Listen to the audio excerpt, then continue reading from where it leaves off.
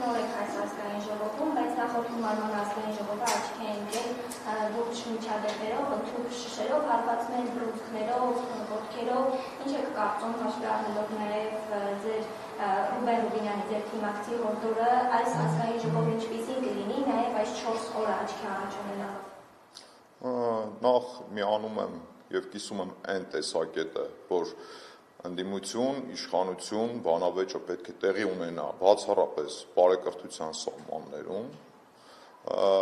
հակված եմ եւ միտված եմ եւ ակնկալում եմ, որ այո, այդպես էլ կլինի եւ այդպես էլ կշարունակվի, ինչը բնականաբար չի նշանակում, որ չի լինելու բանավեճ ընդդիմության եւ իշխանության միջեւ, սակայն այդ բանավեճերը հուսով եմ, որ բացառապես բարեկրթության սահմաններում են լինելու, թերևս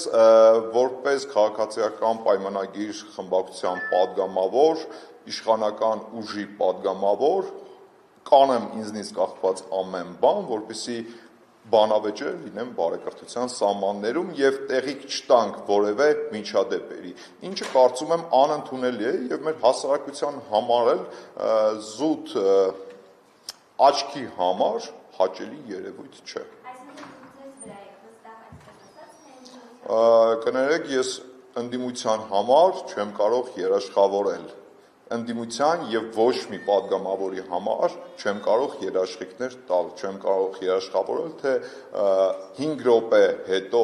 ազգային ժողովի նիստերի դահլիճում падգամավորներից, ընդդիմադիր падգամավորներից որ մեկից ինչ կարելի է ակնկալել։ Նախորդի քրվականներում էին ակտիվ ներգրավել։ Տեսեք, խնդիրը ինչումն է, նախորդ ազգային ժողովի ժամանակ էլ քաղաքացիական պայմանագիր կուսակցության падգամավորների կողմից բազմիցս եղել են առաջարկներ, այս նույն բարեկրթության սահմաններում փորձել կազմակերպել նիստերը եւ ելույթները, ինչպես նաեւ բանավեճերը, սակայն ընդդիմության ներկայացուցիչների կողմից այդ առաջարկները մերժվել են, շատ ժամանակ այդ ամեն ինչը տեսագրվել է հենց տեսախցիկներով, ինքներդ ականատես եք եղել այդ ամեն ինչին, դե կներեք չի կարող լինել այդ բարեկրթությունը միակողմանի։ Կոպիտ ասած, ինչպիսի արձագանք եղավ ընդդիմությունից, նույնպիսի արձագանք լինելու է նաև իշխանությունից։ Դե կներեք, ոնց եք պատկերացնում, պետք է գլուխներս ծռենք եւ սպասենք, որ մեզ ծեծեն, լուրջ։ Ինչը կարծում եմ տրամաբանական է եւ պետք է որ ընդունելի լինի բոլորի համար, բայց նորից եմ կրկնում, ամեն ինչ արել ենք եւ անելու ենք, որպեսզի բանավեճերը ընթանան բարեկրթության սահմաններում, ինչը չնայած չի նշանակում, որ չեն հնչելու եւ չեն լինելու քննադատություններ։ Պարոն Շախոյան, ընդդիմադիրների հակադարձությունների մասին է խոսում, մշտապես մեղադրելով, որ իրենք ընտրակաշառքով են ընտրվել,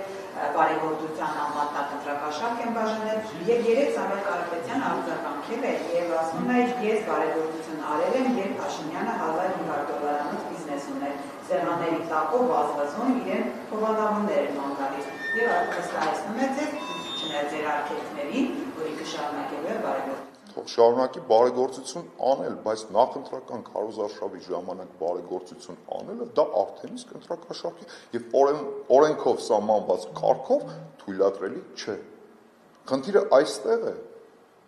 որ մարդիկ սկսեցին հիշեցին ակտիվ բարեգործությունների մասին այն ժամանակ եւ նախընտրական քարոզարշավ էր ընթանում Հայաստանի Հանրապետությունը։ Հանկարծ հիշեցին ինչ-որ հեռուստացույցներ նվիրելու մասին։ Հարգելիներս, ձեզ հիմա ոչ ոք, ոչինչով չի խանգարում, տարեք մարդկանց հեռուստացույցներ նվիրեք, բայց դա անընդունելի էր նախընտրական քարոզարշավի ժամանակ, խնդիրը հենց այստեղ է։ Իսկ ինչ վերաբերում է բարեգործներին եւ բարեգործություններին, վերջիններիս ոչ ոք ոչինչով չի խոչընդոտել այդ բարեգործությունները անել։ Բայց միևնույն ժամանակ թույլ տվեք նաև շեշտել, որ գիտեք ինչ կա, եթե մարդիկ կարծում են, որ պետք է անեն բարեգործություններ, քաղաքական դիվիդենդներ շահելու համար, կներեք, բայց սա էլ անընդունելի է։ Բարեգործությունը չի կարող ենթադրել քաղաքական դիվիդենդների ընկալում։ Չի կարող այդ բարեգործությունը հետագայում դառնա քվե իրենց ուժի օգտին։ Դա անընդունելի է։ Թերևս գոնե առնվազն բարոյական տեսանկյունից։ Դե օրինակ նոր պատգամավորներից ուժեղ Հայաստանի ասում են, որ դուք թույլ չեք տալիս բանի ծորել այդ ուսքի ժամանակն է եւ կոմբայնը չի կարող աշխատել։ Շատ ներողություն, բայց նախընտրական process-ների են պատրաստվում մարզերում։ Այդ նորից էլի հանկարծ հիշեցին բարեգործությունների մասին։ Հունվար ամսին թող անեին, դեկտեմբերին անեին, փետրվարին անեին, նախորդ տարի թող անեին։ Հիմա հանկարծ երբ իմացել են, որ գիտեք ինչ կա, այդ համայնքում ընտրություններ են լինելու, ձևի համար մի հատ կոմբայն են տարե կանգնացրել են այնտեղ, ասում են, այ տեսեք, նորից էլի թույլ չեն տալիս, մենք ուզում ենք բարեգործություն անենք, լավ բան անենք այս ժողովրդի համար, մեզ թույլ չեն տալիս։ Ձեր ցավը տանեմ, բա մինչև հիմա ուր եք։ Ինչի մինչև հիմա այդ կոմբայնի մասին չէիք հիշում։ Այդ բարեգործությունը ավելի վաղ անեիք, ավելի շուտ անեիք։ Ընդհանրապես այս ամեն ինչը շահարկման համար է արվում, որ բերեն կոմբայնը կանգնացնեն, ասեն, այ տեսեք կոմբայն առանք, ուզեցին ժողովրդին լավություն անենք, մեզ հիմա թույլ չեն տալիս։ Դե կներեք, օրենքը թույլ չի տալիս։ Նախընտրական process-ներ են, թիմ ընտրություններ են լինելու։ Երկրի կներես, ճշգրտում կներես, պարոն Չախոյան, երեք Ադրբեջանի պաշտոնյաներից հաջողը հայտարարել է, որ ժամանակության փոփոխության ազդակներ են Հայաստանի ստանում։ Ինչ ազդակներ են։ Ես տեղյակ չեմ, նախ ծանոթ չեմ Հաջիևի հայտարարությանը եւ տեղյակ չեմ ու չեմ կարող ասել, թե ինչ ազդակների մասին է խոսքը։ Եվ ընտրակաշարքների հետ կապված են գործերը, ուժեղ Հայաստանի ներկայացուցիչները չեն ընդունում իրենց հետ որևէ կապում թեև կամ ինքնախոստովանական ցուցումներ, այն նշեցիք, որ բարեգործության հետ կապված վերահսկում բարեգործությունը դրա մեջ ոչ մի հանցավոր արարք չկան, բայց հիմա երբ որ օրինակ ինչական բարեգործություններ գործողություններ սկսել ընտրություններից առաջ դա կարող է դիտվել որպես ընտրակաշարք, իրենք համարվում են, որ դուք հավատում եք իրենց, բռնաճնշումներ եք գործադրում եւ այլն։ Այն որ մեր ընդդիմադիր գործընկերները չեն ընդունում ընտրակաշարքի հարյուրավոր դեպքերը, կներեք, բայց սա աբսուրդի ժանրից է առնվազն։ Այդ դեպքերը մի հատ չեն, երկու հատ չեն, մի քանի տասնյակ չեն, հարյուրավոր դեպքեր են։ Ընդ որում խեղված ճակատագրերի մասին են այս դեպքերը խոսում։ Ազգային ժողովի նիստերի դալիճում այդ մարդիկ հայտարարում են, ասում են շանտաղություն է ընտրակաշարք բաժանելը։ Դե կներեք, էլի ժողովուրդ ջան, ձեր փեշերից հեռու դուք ընդհանրապես կապ չունեք այդ ընտրակաշարքի հետ։ Լավ կամ ինչ երեսով եք նայելու մեր ժողովրդի աչքերին։ Մեր հասարակությունը, մեր քաղաքացիները, մեր ժողովուրդը գիտեն, չէ՞ ախր ով է ընտրակաշարք բաժանել։ Բա որ ասում եք շանտաղություն է, պատկերացնում եք ձեզ արդեն ինչ աչքերով են նայելու մեր ժողովուրդը։ Սա առնվազն կներեք, բայց անուրջ է։ Այդ խեղված ճակատագրերի համար մինչ օրս ոչ ոք պատասխան չի տվել ու չի էլ տալու։ Այդ մարդկանց օգտագործեցին ընտրությունների ժամանակ ընտրակաշարք բաժանելու համար, մեկ անգամյա օգտագործման համար էին այդ մարդիկ։ Այդ մարդիկ հիմա հայտնվեցին քրեական գործերի տակ, հայտնվեցին ճաղերի ետևում, ու այդ մարդկանց վրա իրանք արդեն խաչ են քաշել։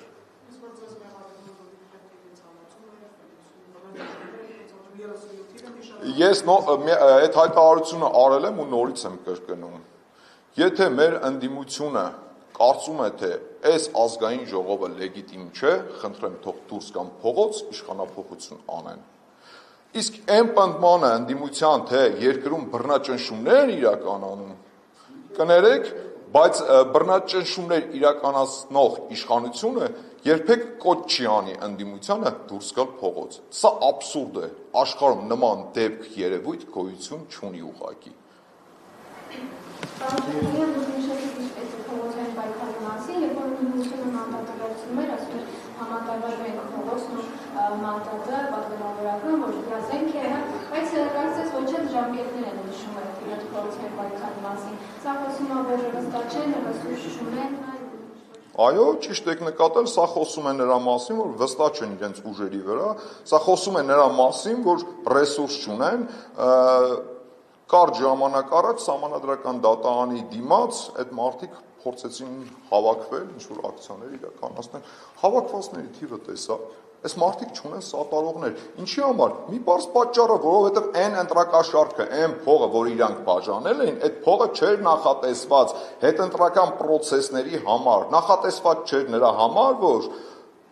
ընտրություններից հետո մարդիկ ստիպված լինեն այդ փողի դիմաց դուրս գալ փողոց։ Այդ փողը նախատեսված էր ընդամենը ընտրություններին իրենց քվե տալու համար։ Իսկ հետընտրական պրոցեսների մասին ոչ մի պայմանավորվածություն չկար, ու իրանք էլ հիմա շատ լավ գիտեն ու համոզված են, որ եթե հանկարծ դուրս գան փողոց, խայտարակ են լինելու ուղղակի։ Պարոն Չախոյան, Անցած 4 օրերի ընթացքում ընդդիմությունը ձեր դիմադիր գործընկերները կարծեք թե փորձում են կառուցողական մթնոլորտում աշխատանք ձևավորել ազգային ժողովում։ Ինչ եք կարծում, կստացվի նրանց հետ այդպես աշխատել եւ նաեւ ձեր ընդդիմադիր գործընկերներից 3 հայտարարեցին, որ առաջիկան եւս սահմանագծման սահմանազատման աշխատանքներ տեղի կունենան եւ այդ ընթացքում իշխանությունը պետք է իրենց բառերով ասած տարածքներ կհանձնի։ Այս մասին որևէ Գիտեք, ինչ կա, տարածքներ հանձնելու մասին հայտարարությունները, ես կարծում եմ մեր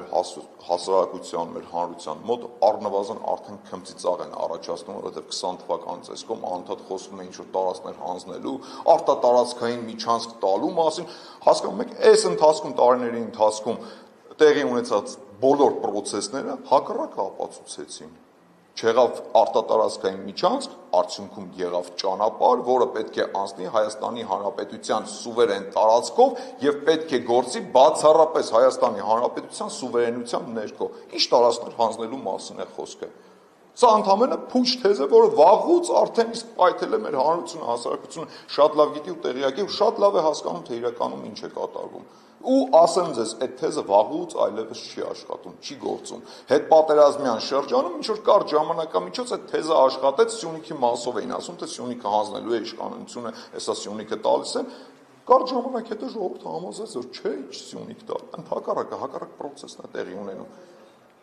Սյունիքում աննախադեպ մասշտաբների ծավալների շինարարություն է տեղի ունենում։ Անգամ կհիշեք Բագրատ Գալստանյանի հետ փոխկապակցված գործով ձայնագրությունների մեջ ընդդիմադիր գործիչներից, եթե չեմ սխալվում, Արտուր Սարգսյանն էր, հիշատակում էր, որ Սյունիքում ազատ մարդ չի մնացել, պարապ մարդ չի մնացել, որոնց փորձ են օգտագործեն ներգրավեն իրենց ակցիաների ու ցույցերի համար։